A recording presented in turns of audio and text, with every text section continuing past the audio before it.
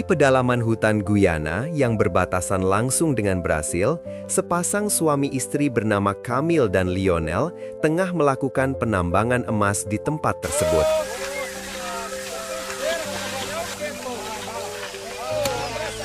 Dan tak jauh dari tempat mereka juga terdapat sebuah penambangan, namun tambang itu dimiliki oleh sebuah perusahaan bernama Canadian Gold. Lionel dan Camille mempekerjakan warga setempat untuk menambang emas di hutan tersebut. Tak lama setelah itu, sebuah helikopter terbang rendah membawa 3 drum BBM untuk keperluan perusahaan Canadian Gold. Dan pria yang membawa helikopter itu bernama Virgil. Ia merupakan sahabat dari Lionel, yang mana Virgil bekerja pada perusahaan itu sebagai kurir pengantar BBM.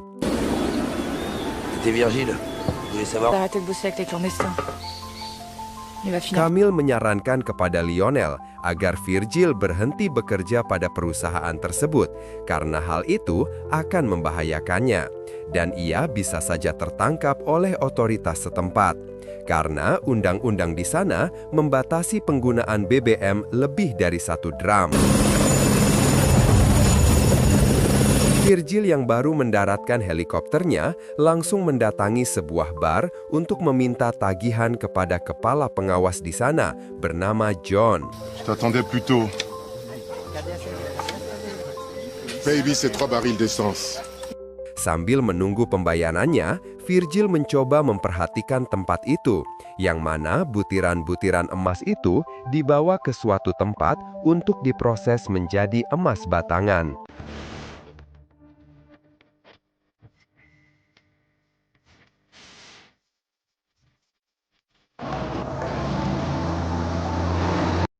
Sekembalinya Virgil ke kota, ia menemui bosnya bernama Maurice. Di sana, Virgil ingin pensiun dari pekerjaannya sebagai kurir pengantar bahan bakar untuk tambang ilegal milik perusahaan Canadian Gold.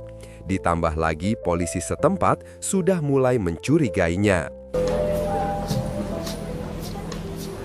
Tak lama setelah itu, Virgil tengah menunggu sahabatnya di bandara bernama Remy dan juga memanggil sahabat-sahabatnya yang lain seperti Enzo, Charles yang ternyata orang dalam yang bekerja di tambang tersebut dan Lionel yang sedang berada di hutan. Mereka berempat sepakat dan berlima dengan Lionel. Nantinya mereka akan mencuri emas itu yang jarak tambangnya hanya berjarak 30 menit dari perbatasan Brasil jika mereka menaiki helikopter. En hélico, la mine est à moins d'une demi-heure de la frontière brésilienne. Dan setelah emas itu mereka bawa, mereka akan menetap sementara di kota Rio de Janeiro, agar keberadaan mereka tidak bisa diketahui oleh polisi dan pemilik tambang nantinya. Avec 120 kilos d'or chacun. Dan emas yang akan mereka curi ini beratnya mencapai 600 kg, dan masing-masing mereka nanti akan mendapatkan jatah 120 kg.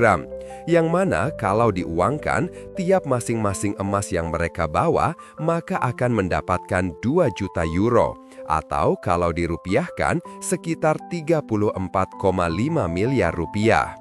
Dan hal itu membuat Remy dan Enzo bersemangat mendengarnya. Et bon, Xavier. Sementara itu di hutan Lionel bersama istrinya sedang makan siang. Di sana Lionel memberitahu istrinya agar besok ia pulang terlebih dahulu ke Paris dan nanti ia akan mengabarinya. Namun di saat Lionel dan para bawahannya sedang bekerja, tiba-tiba saja mereka diserang oleh anak buahnya John dan merampas emas yang sudah mereka kumpulkan.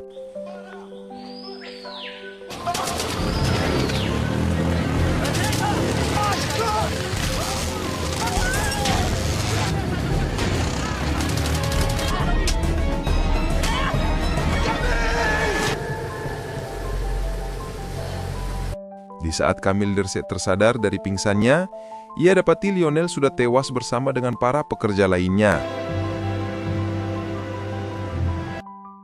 Virgil yang mendengar sahabatnya sudah tewas, mencoba mendatangi kantor balai kota bersama dengan Camille, guna membahas perizinan dan kompensasi. Namun wali kota mengatakan bahwa ia sudah mendapatkan penawaran yang bagus dari perusahaan Canadian Gold dan tidak mengizinkan lagi usaha tambang milik Kamil beroperasi lagi, serta mencabut izin dan membatalkan kesepakatan yang sudah dibuat sebelumnya. Sontak hal itu membuat Kamil marah. Sudahlah suaminya dibunuh dan tambang emasnya dirampas oleh perusahaan Canadian Gold. Sekarang izin tambangnya juga dicabut.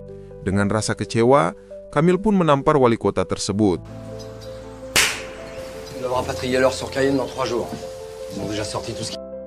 Di tengah Virgil dan teman-temannya membahas persiapan yang akan mereka persiapkan besok, Kamil pun datang dan ingin ikut bergabung menggantikan Lionel. Je prends la place de Lionel.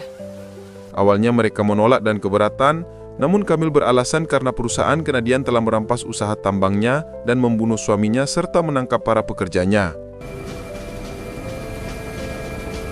Keesokan paginya, mereka berangkat dengan helikopter yang sudah mereka siapkan. Mereka membagi beberapa rencana. Kamil dan Enzo mereka turunkan di hutan. Sedangkan Charles seperti biasa bekerja di tambang itu. Lalu Virgil dan Remy pergi ke area pertambangan berpura-pura ingin berbisnis dengan John, yaitu ia menjadikan Remy sebagai seorang pengusaha yang akan membeli emasnya nanti. Sebelum mereka bertemu dengan John, Remy mencoba berkeliling area itu dan diam-diam ia memasang bom di setiap tempat yang ia anggap strategis untuk diledakkan nantinya di saat mereka akan kabur. Qu'est-ce que tu fous là, toi? Lalu John pun datang dan menanyakan apa yang Virgil lakukan di tempatnya. Virgil pun mengatakan bahwa ia membawa seorang pembeli yang siap untuk bertransaksi dengannya. Di sisi lain, Enzo dan Kamil membuat sebuah rencana, yaitu Kamil berpura-pura pingsan di saat para pembawa butiran emas itu melewati jalan yang biasa mereka lewati untuk mengantar jemput emas-emasnya untuk dileburkan. Dan di sana, Enzo siap untuk mengeksekusi mereka. Lalu, ia dan Kamil segera menggantikan posisi untuk mengantarkan butiran emas untuk dilebur tanpa diketahui dan dicurigai oleh pengawasan setempat. Sesampainya di tempat peleburan, mereka langsung melumpuhkan 2 orang penjaga di sana, yang mana sebelumnya Charles sudah berada di sana dan sudah membereskan sisanya. Lalu, mereka segera memindahkan emas-emas itu ke dalam peti kayu yang sudah disiapkan.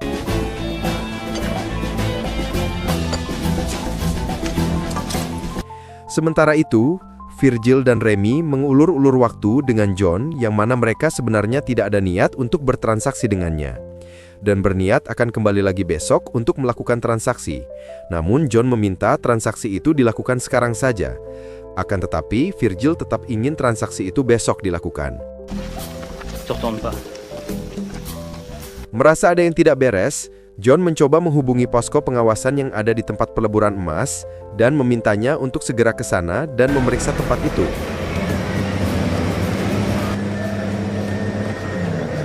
Enzo, Kamil, dan Charles sudah berhasil membawa emas-emas itu menuju helikopter.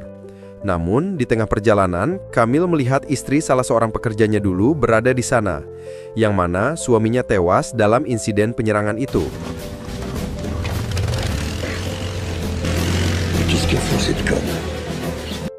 Setelah emas-emas itu diturunkan, ia segera menyusul wanita tersebut. Dan hal itu membuat kesal rekan-rekan yang lain dan berniat akan meninggalkannya saja di sana. Namun, Virgil tetap menunggunya.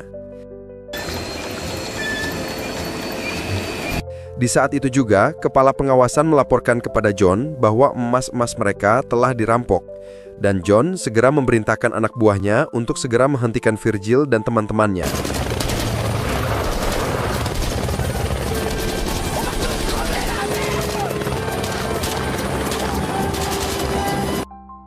Namun, setelah mereka berhasil kabur, helikopter mereka bermasalah disebabkan terkena tembakan oleh anak buahnya John waktu terjadi baku tembak barusan, dan memaksa mereka harus mendarat secara darurat.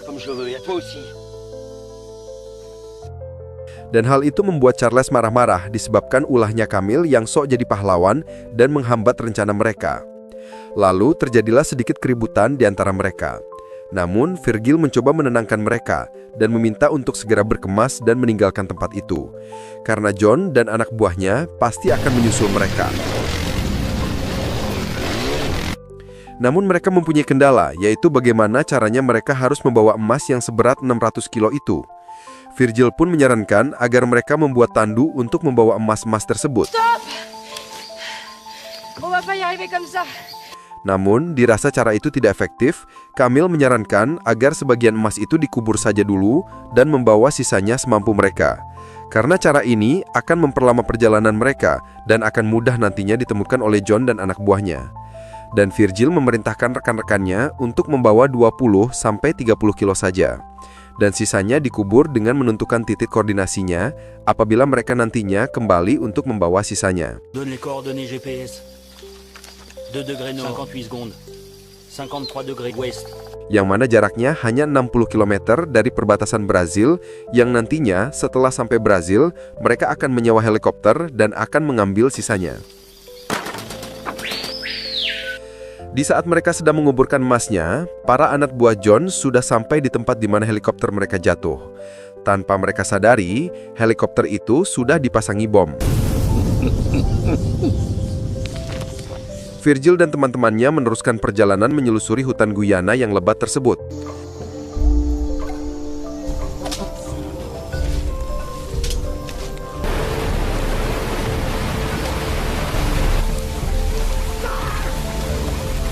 Berjam-jam lamanya mereka melakukan perjalanan, sampailah mereka di suatu rawa-rawa, yang mana Charles sempat digigit oleh ular.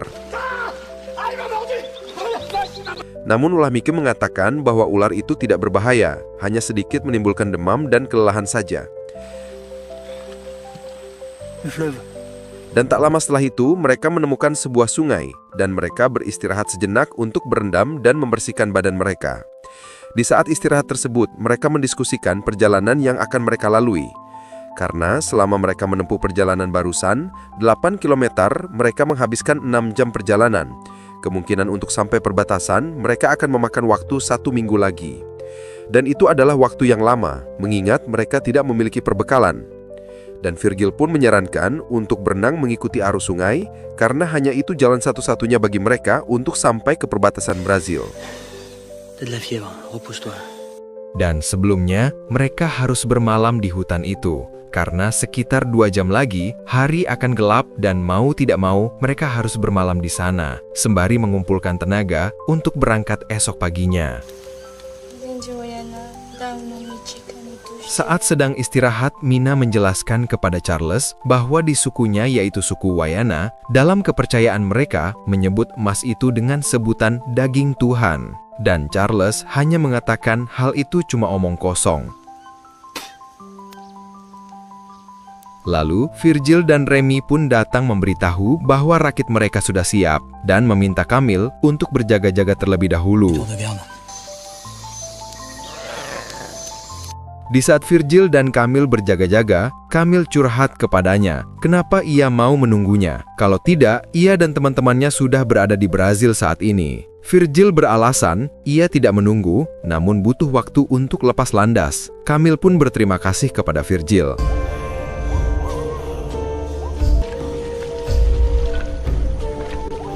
Singkat cerita, keesokan paginya mereka pun berenang mengikuti arus sungai tersebut. Selama di perjalanan, mereka diperhatikan oleh salah seorang dari suku Wayana. Mina yang paham dengan sukunya meninggalkan sedikit kepingan emas sebagai tanda mereka bukan ancaman bagi suku Wayana.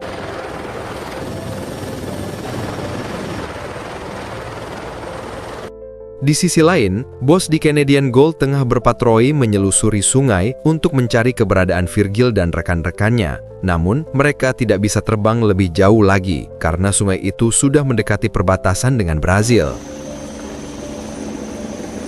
Virgil dan teman-temannya yang menyadari itu segera bersembunyi. Namun, Enzo tanpa sengaja melepaskan rakit bawaannya sehingga membuat emas yang ia bawa hanyut dan tenggelam. Disebabkan matanya tidak bisa melihat dengan jelas, di sana lagi-lagi Mina menjelaskan bahwa kemungkinan Enzo pernah menyentuh tanaman yang menyengat yang mengenai matanya. Namun, tanpa sepengetahuan Enzo, Kamil mengatakan bahwa hal itu akan membuat Enzo jadi buta permanen jika tidak segera dirawat. Y'en a marre de tes conneries. Alors maintenant, on va faire comme je dis. Di saat mereka sedang berdebat, tiba-tiba 2 orang pemburu liar datang melewati mereka dengan perahu. Remy yang ingin menghabisi mereka karena sudah melihat keberadaannya di sana, dicegah oleh Virgil. Mereka khawatir nantinya para pemburu liar itu melaporkan hal itu kepada John dan anak buahnya. Tapi bukan itu yang dikhawatirkan oleh Remy. Ia khawatir kalau para pemburu itu kembali dengan membawa teman-temannya dan merampas emas mereka. Dan mereka pun melanjutkan perjalanannya dan berhenti di sebuah pondok di pinggir sungai itu, yang mana ketika Virgil memperhatikan area setempat, ia tidak asing lagi dengan tempat itu. Bahwa ia pernah ke tempat ini sebelumnya guna memasok bahan bakar untuk 2 orang arkeolog yang sedang meneliti tempat itu bersama dengan suku Wayana. Namun di saat mereka istirahat, mereka dikejutkan dengan air sungai yang pasang surut dan merubah arus sungai menjadi kebalikannya.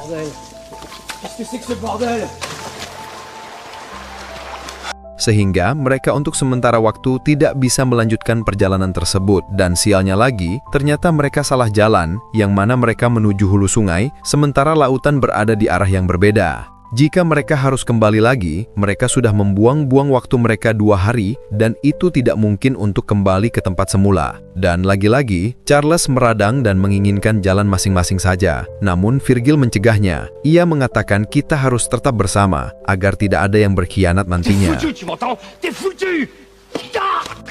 Enzo yang tak terima dengan sikap Charles, mencoba memberikannya sedikit pelajaran, agar ada rasa setia kawan di antara mereka. John dan anak buahnya sampai di tempat di mana Virgil dan rekan-rekan sempat bermalam. Salah satu anak buahnya memberitahukan bahwa mereka mengambil jalan yang salah, yang mana mereka menuju hulu sungai.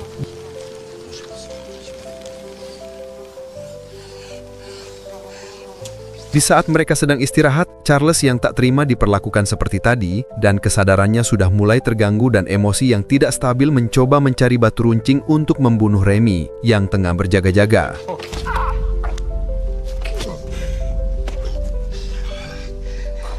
Setelah membunuh Remy, ia berusaha untuk kabur sendirian melewati sungai tersebut. Namun, di tengah perjalanan, ia harus tewas dikarenakan anak buah John menemukannya.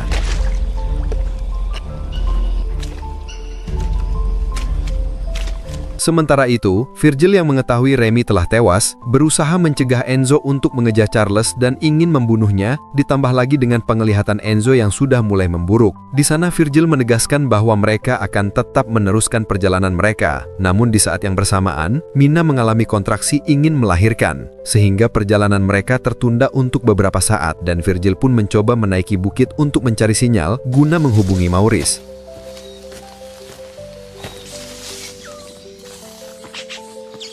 Di saat Virgil menghubungi Maurice, Virgil meminta bantuan kepadanya. Namun berita Virgil merampok emas itu sudah tersebar luas dan polisi sudah bersiap untuk menangkapnya. Namun, Virgil membuat kesepakatan dengan Maurice bahwa nantinya ia akan mendapat imbalan darinya dengan memberi 20 kilo emas. Dan hal itu pun disetujui oleh Maurice, dan ia berjanji akan menjemputnya esok pagi. Dan Virgil pun memberikan titik koordinatnya saat itu. Tak lama setelah menelpon Maurice, Virgil mendengar suara tembakan di bawah, dan ternyata John dan anak buahnya sudah menemukan keberadaan mereka, serta menyiksa Enzo dan Camille, dan menanyakan di mana keberadaan emas yang lainnya.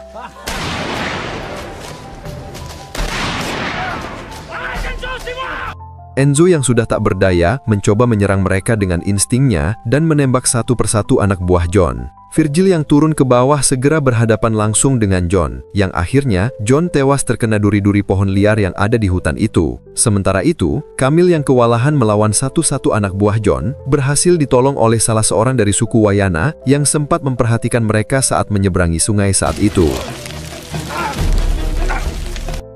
Enzo yang saat itu digigit oleh semut api hutan Amazon, mencoba berjalan mendekati sungai, dan Virgil segera memanggil-manggil Enzo dan mencarinya. Melihat penderitaannya yang sudah tak tertahankan lagi, akhirnya Enzo menghabisi nyawanya sendiri dengan menembakkan pistol ke kepalanya.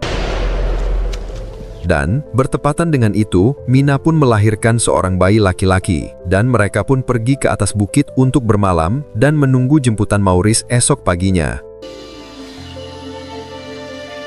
Keesokan paginya ketika menunggu jemputan helikopter, ternyata Maurice mengkhianati mereka. Yang menjemput mereka merupakan helikopter militer, yang mana Maurice sudah melaporkan keberadaan mereka kepada pihak kepolisian, serta mengirim pasukan militer juga untuk menyelusuri sungai. Virgil pun mengorbankan dirinya agar Camille dan Mina beserta bayinya bisa bebas dan kasus perampokan ini ditutup.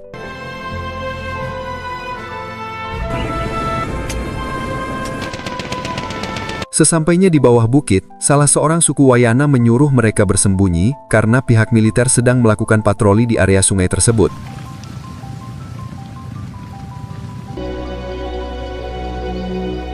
Lalu keesokan paginya, Camille dan beberapa suku Wayana kembali mendatangi sisa emas yang mereka kubur, dan emas-emas itu sebagian akan ia berikan kepada Mina dan suku Wayana.